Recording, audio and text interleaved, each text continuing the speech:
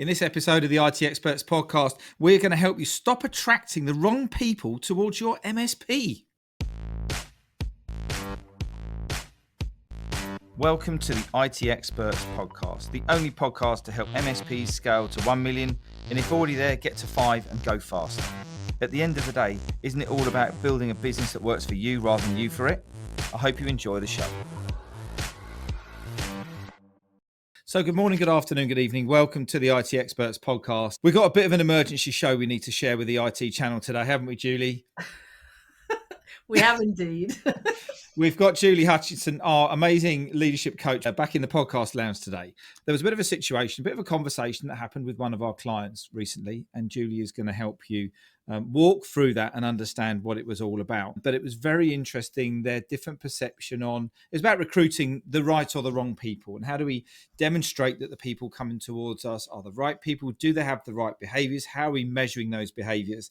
And the output of this podcast is to give you a bit of a framework and give you some insights into the methodology and the process you need to go through to make sure that anybody you've got coming to interview, or at least people you're actually going to want to recruit, and you know what they're talking about, to get away from any of this blindsidedness that people are doing as they're trying to go through the interview process. Julie, give us a bit of context to stop me waffling. I was wondering when you were going to stop. Yeah, so basically, and this is not just one MSP that I speak to. Obviously, we speak to lots of your clients, but quite a few people, but specifically one more recently, asked me about, what do I do about, this person, I thought they were great and they don't fit, or they're not turning out to be the way I thought they were going to be, or they just, they're not as dynamic as I wanted, or they're nothing like I thought they were. And the context of what happened in this specific incident was we were talking about recruiting, and there was some lovely guys, your clients, who were frustrated by the fact that they were attracting people for interview, whether I think actually they had actually given somebody the role previously and they didn't work out, but they were even attracting for interview the people that were not in the way that they wanted them to be. So they wanted somebody who was going to be really open to change and take their business forward in a certain area and be quite dynamic and have lots of communication skills and all of those things, and some technical skills, of course. Yeah. And yet what was happening was they were getting people that were very nice and were technically capable, but were not particularly dynamic. And these two are quite dynamic. They wanted somebody who was a fit, but they wanted somebody who was going to be able to take that department forward so that they could trust that person to let it go, to let them get on with it. And it wasn't happening. And what was really interesting, Ian, was that when I asked them, what's the interview process? They were like, yeah, we're good with the interview process. We know what we're doing. But actually, when we came down to it, what was happening was they were actually almost actively attracting the wrong person without knowing it. Okay. And so at the end of this session, one of the people that was most responsible for doing the recruitment almost ran out of the room, ready to change the process and change what they were saying to better equip them to get the person that they really felt would be the best fit with the behavioural profile that they wanted. And yeah, that was basically the context of it. That was long, wasn't it? And so I thought it was really important that we actually share a little bit of this. Yes. Because I think everybody's having this issue, let's say. Absolutely. Just something that you just touched on. Let's just take the technical aspect of engineers, for example. Looking at salary bands, we've got people who, and I'll be blunt as I always am, people who are just going to do some stuff and they're just going to be really great techies. Then we've got people who we want to actually think and to come to me with some ideas and some suggestions and be a little bit proactive. Okay. And then you've got the people who you want to drive, like the business force, like the SDM type of thing. Do you feel, and I don't know what these bands are, but do people sometimes get stuck on, well, I'm only going to pay 45 or 50,000 pounds and I want them to drive the business?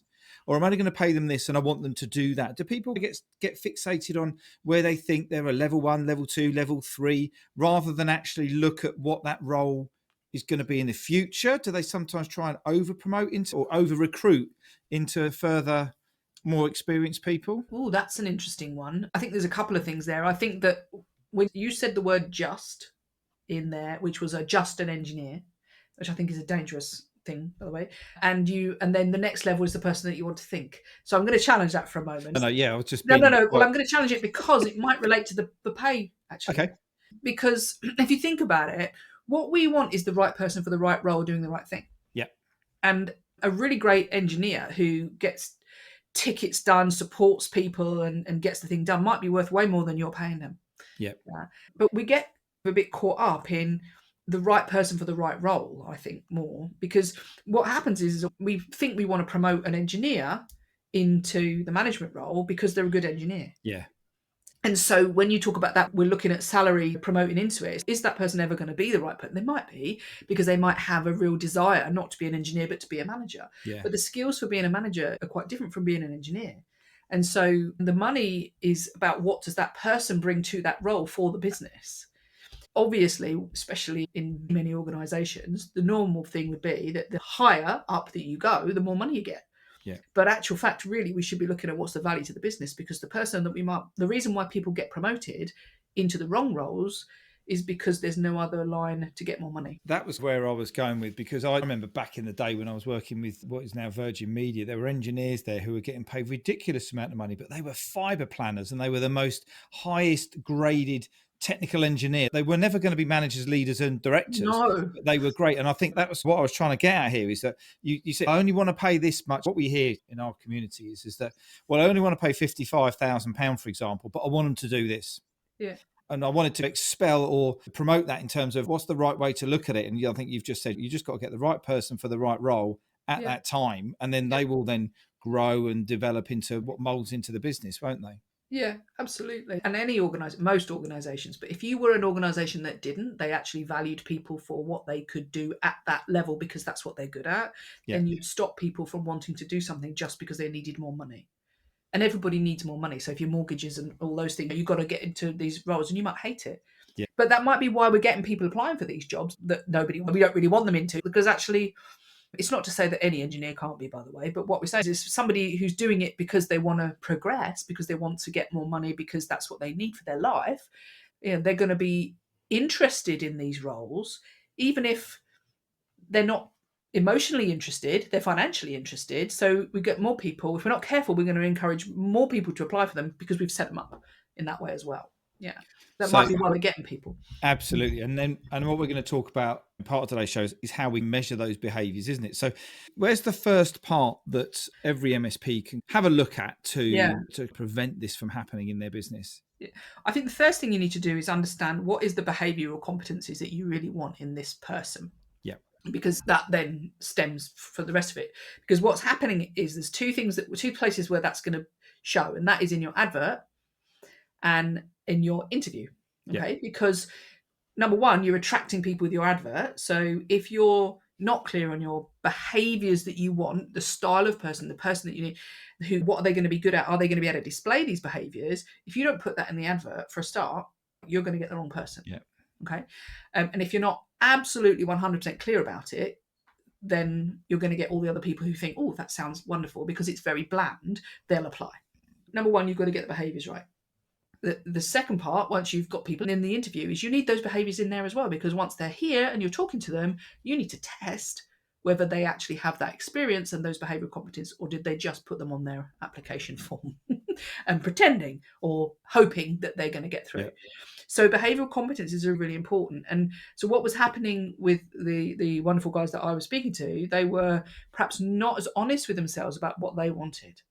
Okay. And so you need to be really honest about what's the dynamic that you're looking for, what's the behaviors that you actually want, and to be able to articulate them and to be able to say, here's an example of what I mean by that.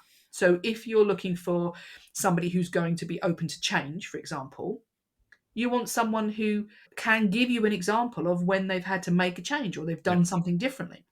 Sounds obvious, but what people aren't asking that question, and when what they're asking, when or if they do ask it, what they are scoring, Ian, is, oh, that was a nice answer, or that was like, oh, that sounds good enough, but they weren't actually looking at their scoring criteria to say, what does good look like to us? Yeah. Okay. One of the lovely guys was like, we're not being specific. So I'm just listening to what they say and thinking, yeah, well, that sounds reasonable, but not asking, does that actually do what we want it to do? How does it score on the actual, what does good look like? I know, Ian, you've been in corporate before, but like we are, let's say we were A to E, and A is I'm amazing, I've done it before, I've even implemented this whole change, and E is I've never heard of what you're talking about. Yeah.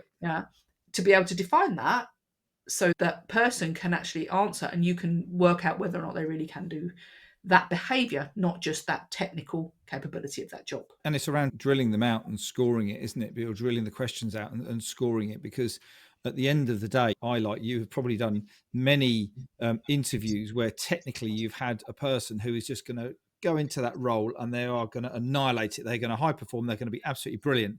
But their behaviors, it could be, if they're in a customer facing role, their presentation or whatever it might be lets them down. And then when you actually look at the whole scoring, we used to do it on a number basis, and then you give someone a score of 30 or 40 or whatever it might be. And then when you sit down with all the candidates, you can then score them, look at the whole number, because when you break it all down, and we actually used to do the interview questions by company value, which was always quite interesting to see. But it's getting those examples of, give me a time when you've done this, what did it? And then if you think you can smell a rat, you just keep digging, don't you? And go, what happened next then? And how did that make them feel? You're looking for somebody who can show they understood the question. The next level is that they have experience of it. The next level will be that they have actually been part of it. And the next level is, I actually introduced it, or I developed it, or I dealt with an issue where I had to be the lead on that. And you might find that, I don't know, for one role, you might say, oh no, we only need on my scale, or we need a C on my scale. But for another role, you might say, no, that's really important. We need an A. And so the answer we're looking for is different. But this is how you actually really understand who's right and wrong for the role, because otherwise you just go, oh, I feel I'm like nice. Yeah. And also you can't really determine between different candidates, because everybody just looks a bit like, okay, where is this going to help you? Talk to me about how we can use DISC to assist this. Some people we hear them say, oh, I just need someone who's a D who's going to go and get this done, or I need someone who's a C who's going to do this sort of thing. I remember when you were talking, I'm picking this with some of our clients going, is that actually what you really want? Is that the type of person? Because some people can be quite transactional in the fact of, I need someone who's got a bit of this and a bit of that. And if they've got a bit of that, like a D and a C, for example, then they're going to be a great fit for the role. But that's not necessarily the case, is it? No. So number one, you can't just recruit on a I want a D profile. They're in. Even though if you're a D, you probably want to recruit on a D profile. No, firstly, because that's not fair anyway. Yeah, that's an indicator of behavioural preferences. Doesn't mean you can do things. Also, if you have two Ds in a room, okay, and D being like a outgoing, fast-paced, task-focused person, they are going to want to get it done, get things, move things, do stuff, and make decisions really quickly. The problem is they may trample on a few people to get there if they're not careful. Yeah. But the one thing they will want is probably, if they're not thinking about it, they want another D. I want you all to be like me. Yeah. And so we are in danger of saying, I want a D. So when we're interviewing people, what we feel like we like as the ones that show up as a D, and what we don't like is, I don't like somebody who's like this because I don't like it because they're not like me. So we really have to choose when we're looking at behavioural competencies, specifically, what are we looking for? Give me some examples of the type of things we need. Openness to change. What do you mean? I want them to take the department to the next level and make it twice the size. And if you're really clear about it, rather than just saying, I want a D, then you're going to get somebody with some dynamism. If you're asking for change in your interview, you're asking for change in your advert, then those people who don't like change aren't going to apply. Yeah. So you're attracting people who, for example, like change, but you're not being specific and saying, I just want a D. Yeah. Because we get confused. We're not confused, but we get, I want somebody like over here. It's too simplistic.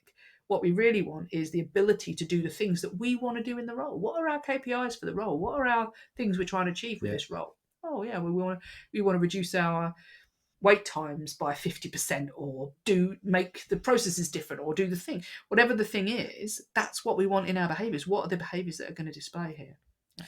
So we've got right person in the right role. And then we've got an existing team. So if we went and rubbed everything out and we started again and we said, I'm going to build the most perfect MSP, and this is what my SDM is going to look like, and this is what my level 1, 2s and 3s are going to look like, and everything's all fantastic. But we're not in that position because we've got an existing team. Now, how do we decide whether a certain profile of person is that right role, or whether it's the right role that's going to fit into our existing team? Because there's kind of arguments for both scales. Number one, I want a cookie cutter. I want an engineer who's going to be really solid, close everything off, be great with customers, blah, blah, blah. But I actually know that I've got quite an interesting team, and they might not get on with this person, and they might not get on with that person. And those people might leave anyway. So how far do you apply a tolerance of what you want for that role in terms of the ideal disc profile as to how that person needs to fit in with the existing team and company? Well, that's the $1 million question, Isn't it? really? That's what I thought I'd ask you, because I thought you would know. I'll keep talking now until you put your... But it's a point, right? Yeah, no, it's a really good point. Yeah. When you've got a team, let's say you've got a team that are all... Sorry, apologies if you're listening to this, because we're now going to assume that you know what disc is. There's other podcasts we've done on disc if you don't. So if you had a bunch of SC blends, which is going to be the more considered, more calm, quiet, precise people, not shouting out across the world, let's say, you might think that you want somebody like that so they fit in. But equally, that doesn't mean that somebody else wouldn't fit in, because actually what the team might need is an injection of some more dynamism. They might not like the dynamism, because again, for the same reason why your Ds want a D is that we all want to have comfort zone. But actually, what do we want to do? What is a blend of a good team? And that is a bit of everything. And initially, that can be tricky. Okay. Because Bob walks in the room, who talks far too much, according to everybody else in the room, who gives all these ideas, and everybody's like, oh God, he's talking again, or whatever. And people don't like it, because they're like, oh, who does he think he is, or whatever they think. However, because we are in like the old frogs in the boiling pot thing, where the water gets hotter and hotter because you're comfortable in this thing, and it just gets wet, and you don't realize how bad everything is, and you don't realize that if there's all people that are the same, then we only have one perspective. So when this Bob walks into this room who's a different profile, and he's technically capable, you initially think, don't like that, because now you're suddenly in hot water of having to deal with things differently. You've got people that don't do things the way you thought they did, and that it hurts, and you don't like it. So you might think, oh, we don't bring anybody like that in. However, every team probably needs that, because what you also didn't realise was that you don't make decisions very often. You're quite happy just being in the status quo. So you don't drive the department forward. You don't change processes. You don't make things better, because you're too busy just doing the same old thing all the time. So Bob actually is required, because Bob's now going to say, hey, hang on a second. Why are we only second best in the thing, whatever it might be? And then puts in an injection of like, maybe we should change something here. Which is exactly what the business needs, but might not be what the people wanted, because they were in their comfort zone. So in answer to your question, I think that really what we should do is we should make sure that everybody is aware of different behavioural styles. So if you have a business and you have a team, to throw everybody who's different into the pot and hope that they don't argue is a bit naive, let's say. And what you really need to do is to allow people to have conversations about difference. And this isn't just for disc profiles, by the way. This is about all of diversity, teamwork, let's say. The more we have that conversation, sit down and go, look, actually, all of these profiles are useful in different ways. You might not like the way Bob says something, but Bob's got some stuff to say. Then we need to change the way we communicate with Bob, or Bob with you, and how do we all work together? So giving them actually the ability to have a language with which to converse with, and then getting them to talk about it and accepting each other and utilising each other's strengths might be the best way to go. Like making sure that the team have team awareness, team self-awareness, so that they understand if people are like this and people are like that, rather than trying to recruit around, oh, we need somebody who's we need a bit more dynamism in this role, so that we can move things. So it might be a project role or something like that. So how does the MSP decide what kind of behaviours they need for each job then? I think that's a little bit of have a proper conversation and ask yourself, what does good look like? Really, what does good look like? Go to I know that you teach, which I would agree with, which is, here's my vision, here's my mission, this is what I'm doing. And then we're going to break that down by department. Because if that's the vision, what does the service desk team do to make that boat go faster? What does the finance team do to make the boat go faster? And whatever you can write in that box of what do they do, and what do you want them to do more of, is the thing that you want to put on your KPIs, let's say, and your job descriptions.